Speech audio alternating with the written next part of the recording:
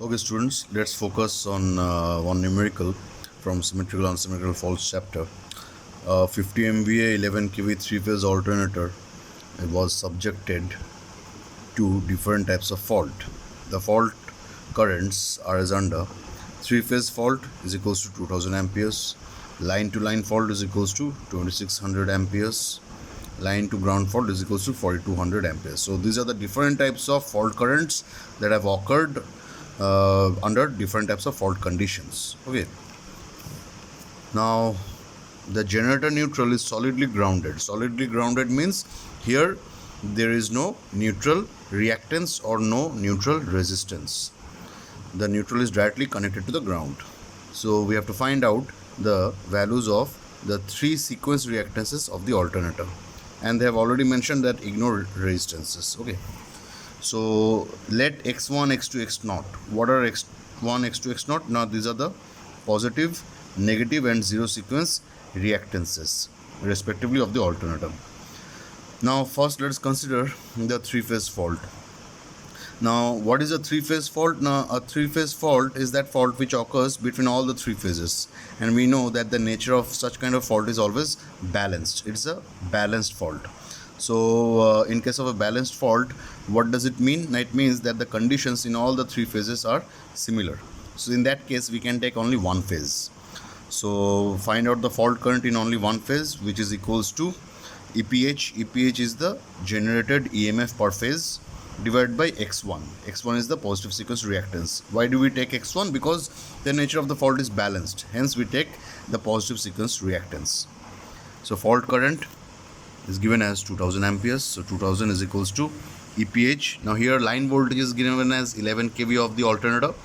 We have to find out the generated EMF per phase. So you have to convert the line voltage to phase voltage. So that's why convert 11 kV to 11,000 volt and divide by root 3 and whole upon by x1.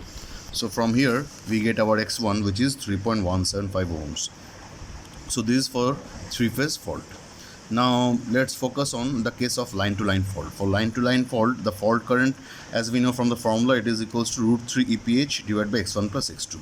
So simply put the values here. Fault line-to-line fault current is given 2600 equal to root 3 into 11,000 divided by root 3, because EPH is the generated EMF per phase.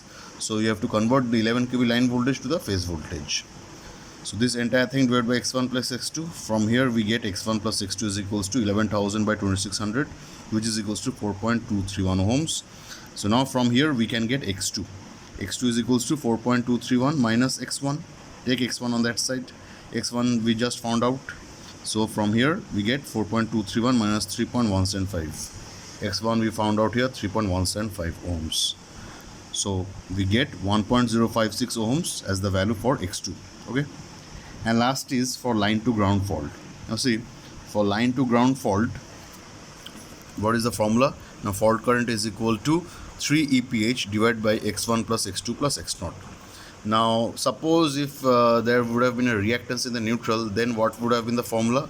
It would have been 3 EPH divided by x1 plus x2 plus x0 plus thrice of xn. But here no neutral reactance is given, hence we have to abolish thrice of xn. Okay, simply it will be 3 EPH divided by x1 plus x2 plus x0. So substitute the values. Fault current in case of line to ground fault is given as 4200 amperes. So 4200 is equals to 3 into 11,000 by root 3. EPH is the generated EMF per phase. Okay, whole divided by x1 plus x2 plus x0. So from here we get x1 plus x2 plus x0 is equals to 3 into 11,000 divided by root 3 into 4200, which is equals to 4.536 ohms. Therefore x0 is equals to 4.536 minus x1 minus x2. x1, x2 we just got. So substitute the values. 4.536 minus 3.175 minus 1.056 is equals to 0.305 ohms. So that's it for today. Thank you.